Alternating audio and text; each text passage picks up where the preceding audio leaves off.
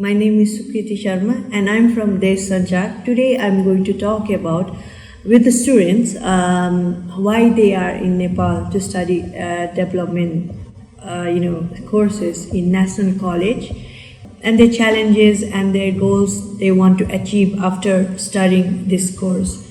So here are the students and I'm going to take their interview. Thank you all for attending this interview.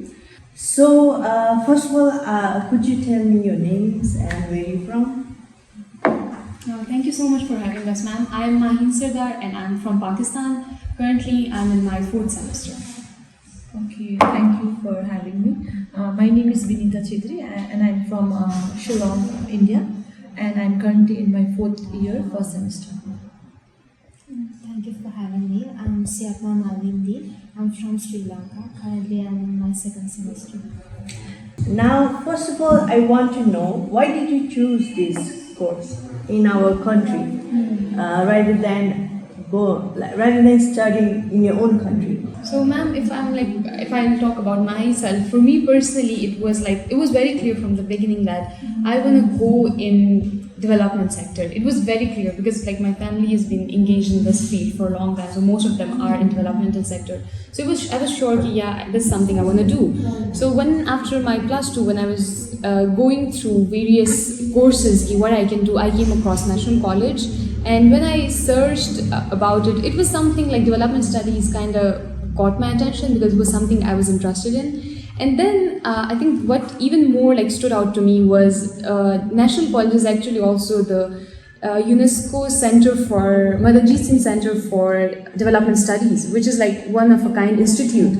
And actually the 3 of us are also SAF scholars, South Asian Foundation scholars. So that was something that kind of stood out to me. I can get such a prestigious award, prestigious scholarship, and can study in a good, well-known university. And when I went through the website of the college, when I came across the success stories of the various alumni, it was something that stood out to me. I was like, this is an institute where I can actually shine if I go. This is something I'm actually interested in.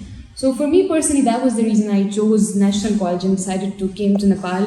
And of course, definitely having the scholarship was definitely a big push. I knew that's something that is my achievement. So for me, that was the reason the course was something I was interested in, and I got a good scholarship. So that was the reason I came here. My journey to National College is something which is very unplanned. So one of my senior, she is a graduate from here only, so she introduced this course to me, and since I was in a dilemma, what should I do after my plus 2, so she introduced this course and she said it's a very good course and a very multidisciplinary course, so you can join and come back to the state and apply those learning in here only, since Meghalaya needs those development students where you can come and practically implement those field studies and all. So I think joining National College was very unplanned, but it was a very good decision for me, since I have explored myself a lot after joining here. My journey, after I completed my A-levels, I thought that I wanted to do my higher studies in abroad. So that time my initial plan was to go to Japan. But my cousin sister, who also a former SAF scholar, told me about this college and this particular course. So there I found out the development studies is kind of a multidisciplinary course that we can get a comprehensive understanding about the various aspects which related to development. So I always wanted to work in international affairs sector. So I thought this will give me a great foundation if I pursue development studies. So that's how I applied for this college. Now I'm going to talk about the course that you're currently studying. It talks about sustainability development. So what are you learning from this course and how you're going to implement, how it will going to help you in the future?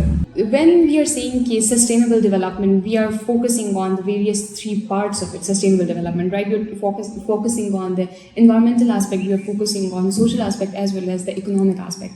So for example, I'm in my 4th semester and I'm learning subject as gender.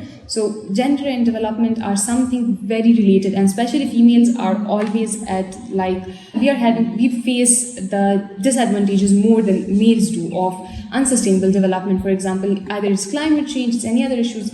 We are facing the consequences more. So what I learned, the theories, the various models, I know I can go back and I can implement them in my society, whatever project I work in or if I start anything. So I guess that's how we kind of are learning and we can actually implement them back home.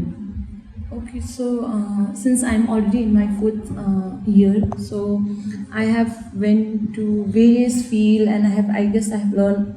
It's almost the end of my bachelor.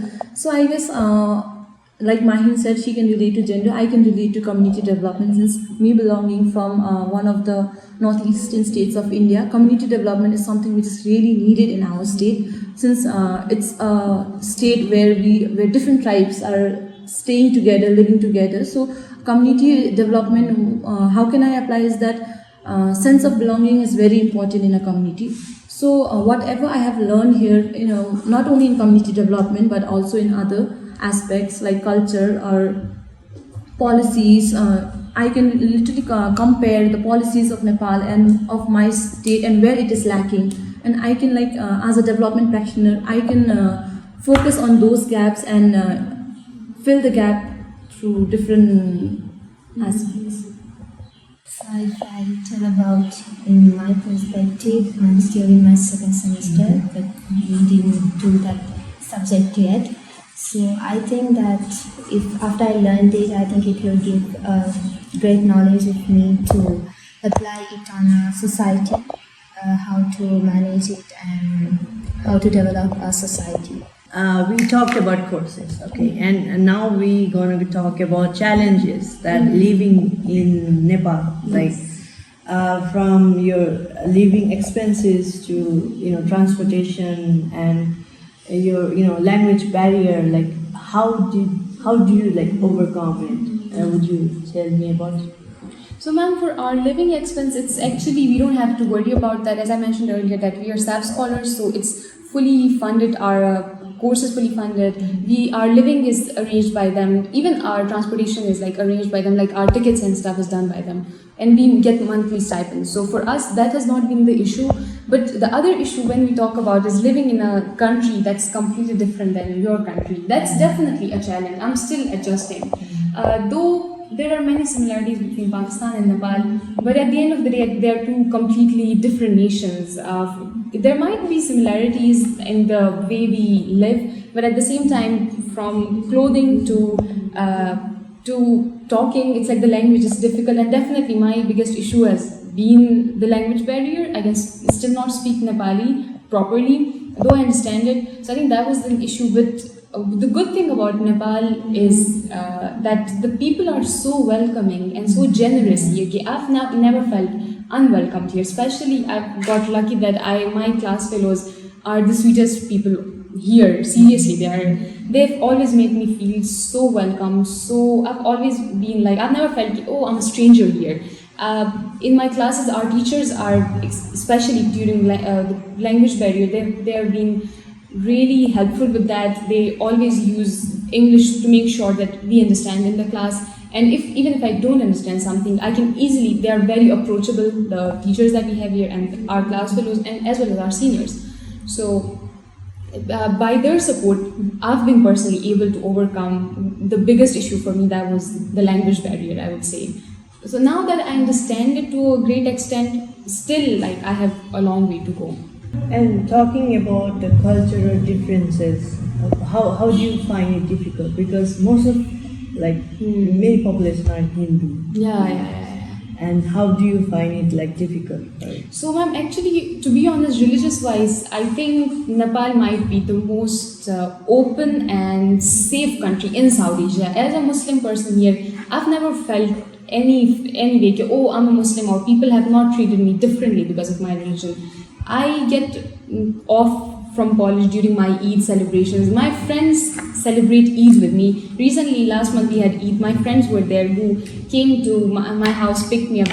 We went out. Just they were there to celebrate Eid with me. So that way, I think religious-wise, they're extremely accepting, and they're extremely they want to learn as well.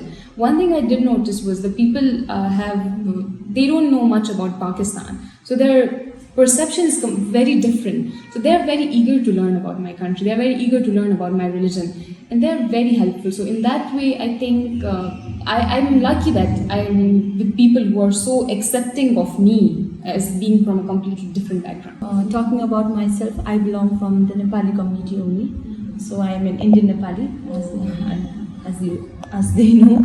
So for me, the main challenge was, since I never studied Nepali in my state, I studied Hindi only. So the main challenge was to learn the difficult Nepali words. For me, at first it was difficult, but then talking about the culture, the tradition, it's similar. Not only similar, it's same.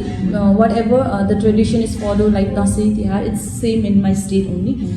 So the only perception people had about me is like, okay, since you are also Nepali, but what kind of festivals do you celebrate? So they don't know that we share the same culture, tradition. So for me, it was not that challenging, since my language is same and I had like background is same. So for me, it was quite very easy to adjust around here. The only thing I miss is like I miss home sometimes. Homesick is very common.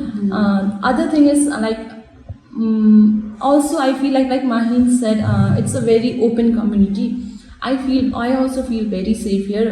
Talking about my state, and if I compare here, I feel more open and liberal over here. So I'll talk about myself. The main difficulty that I face is the language, because I'm not familiar at all about Nepali or Hindi. So it's kind of a new language to me from the beginning. So it's been 6 months since I arrived here. So every time when I face that problem, everyone around me helps me a lot.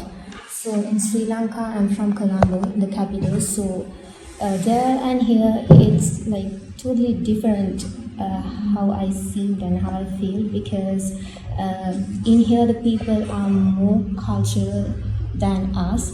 I think, and I'm a singular Buddhist person, so the Buddhism they follow in here also kind of different what I follow.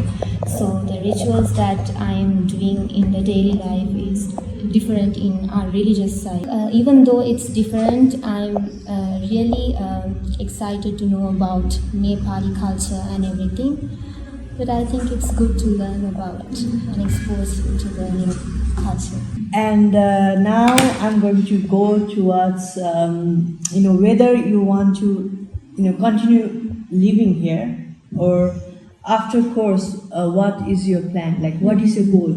So, ma'am, actually, to be honest, I don't see myself living in Nepal after my bachelor's, because my immediate goal is hopefully get into master's directly after bachelor's. So that's the plan. I'm hoping for certain institutes. I'm looking forward to. I hope that I'll be able to. Where you want? Actually, I wanna, ma'am. There's an Institute of Development Studies in UK. Institute of Development Studies. I feel like that's an institute I wanna go into, because I'm sure that development studies is something I want to stay in the same line. So for me, that's where I want to go in the future. So I do not see myself living in Nepal for long term after my bachelor's. But maybe if I were to, maybe for a few 2-3 months, maybe to explore Nepal, because honestly, in the last almost 2 years, I've not been able to explore Nepal properly. There are so many places I really want to go to, but we have not gotten the chance. So I feel like maybe after graduation I can see myself living for a few months, but not long term. Like, where do you want to go to? Ma'am, there are so many pretty places. For example, Rara is something I've been obsessed with that place. I'm like, I tell my friends, let's go there, and they're like, no, it's very hard to go. And I'm like, okay, I'll go there. One day I'll go there. Okay. So the places like that, I would definitely see myself like exploring Nepal before I go back. But yeah, I don't see myself long term living here. Maybe if I were to get to work for a short period, that would be nice. Okay, so in my case, opinion, not my opinion, but the opinion of my friends and my friends' families and my colleagues outside is very different. They are sure that I will stay in Nepal only. I don't know why they think like that. So like they're like, no, Vinita, you won't go. We know that you will stay here only. We know. Don't say that you won't. You will go there. So they have suggested me like, don't go back to India. Like you are the daughter of Nepal only. You have to stay here, do your masters here, do your job here, and you should get married here. So these are their opinions. So, but for me, I guess if I get the opportunity, I'll try to stay here. But if not, then I have to go back to India. And my plan for my masters, like I will take a 1-year gap, and I'm thinking of giving the government exams in India only. So if not, then I will go for my masters. My plan is not to go abroad. I am planning to stay in India only. That's the thing. So if I tell about myself, I also plan to do my masters after bachelor's, but not in Nepal. I think if after my bachelor's, probably I will go for Sri Lanka to get the work experience in there and do masters, or like go directly to do masters. So that's my plan for now. So I won't think I will be in Nepal after my bachelor's. Your country and their country is the sustainability development meaning is quite different. Yeah. Did you find any differences between them when you are suppose studying or learning, when you have to go to a community, to understand people? Like in what sense, like you saw the difference between suppose your country and Nepal, the sustainability development? Ma'am, I think honestly, I don't know much about like back how people see sustainable development as such, because when I was there, I did not had the opportunity to go out and interact with people as such, specifically for sustainable development with the common people. I never got the opportunity to. Yeah, there were like certain scholars or people who were working in the field. I think when we look at those people, I think that is quite same. Like people who are working in development sector, even if that's back in Pakistan or even in Nepal, that's same.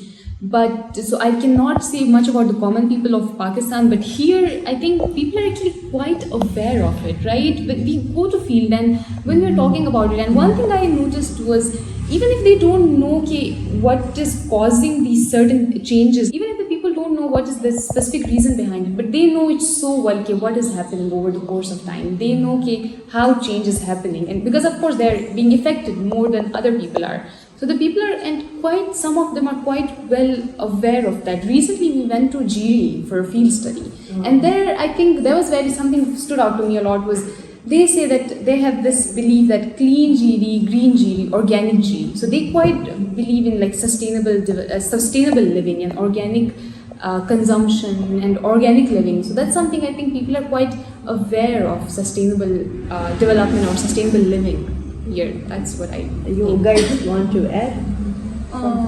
It's the same. Since I belong from a village community and I was directly exposed to the city. And like Mahin said, though people there are living in a very sustainable way only, but the meaning of sustainability differs from, I guess, community to community. So since like she said, I was not exposed to the common people in India, but here in Nepal I have went to field trips in Migoli, in Baglung, Pokhara, and in these areas, and like people know climate change is happening. We need to be aware of that. We need to follow some steps to reduce it. Thank you so much. Yeah, we're also hopeful for our future. It was fun talking to you. It was a nice experience. Thank you for having us. So we started National College way back in 1999. So in the first place, we started with Bachelor in Development Studies, so program of Kathmandu University. In 2006, we added another program, Bachelor in Development Finance, and in 2013, we initiated another program from Kathmandu University, and it is like Bachelor of Social Sciences, And just recently, in 2023, we started Passport Psychology. So these are the 4 undergraduate programs that we are running here at Chitchat. So then in that 2012, so we have been approached by like SAF chapter Nepal. So they requested, they talked with us for establishing a center, Madanjit Singh Center at National College. So we said it's a very good suggestion for us. So we welcome their suggestions and we agreed establishing a center, UNESCO Madanjit Singh Center for Development Studies and Regional Cooperations. So basically, this foundations, it has supported SAF countries establishing SAF chapter. This SAF chapter, they look after the scholarship, they provide, like in Nepal, if so we are running like Bachelor in Development Studies. So other SAF chapter from like India, Bangladesh, Bhutan, Sri Lanka, Pakistan, Maldives, they also forward candidate to study this Bachelor in Development Studies programs at National College. So it's not only SAC students, we do also have students from non-SAC countries also, like Europe, this Australia. So we do have students. This is it. So altogether we already have graduated almost 22 international students. So at Chitchat we do have 4 students. One is from India, another is from Bhutan, third one is from Sri Lanka, and the fourth one is Pakistan. So we are expecting students from Bangladesh this year.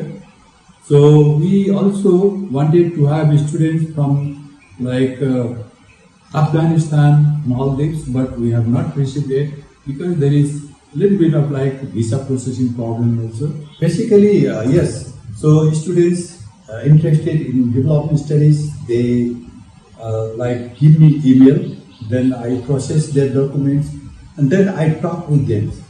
So I talk with them to find if they are really interested and suitable candidates for development studies. So accordingly, we take their short discussion, and then we select the students, and they will come here. So once they come here, they come to meet me now and then. So whenever they have issues, whenever they have suggestions. So this is what I do. So it is not only SAC students. So I always encourage our students also, all the students also. So if they have suggestions, they have feedback, then I always welcome them. So and I give my good advice to them.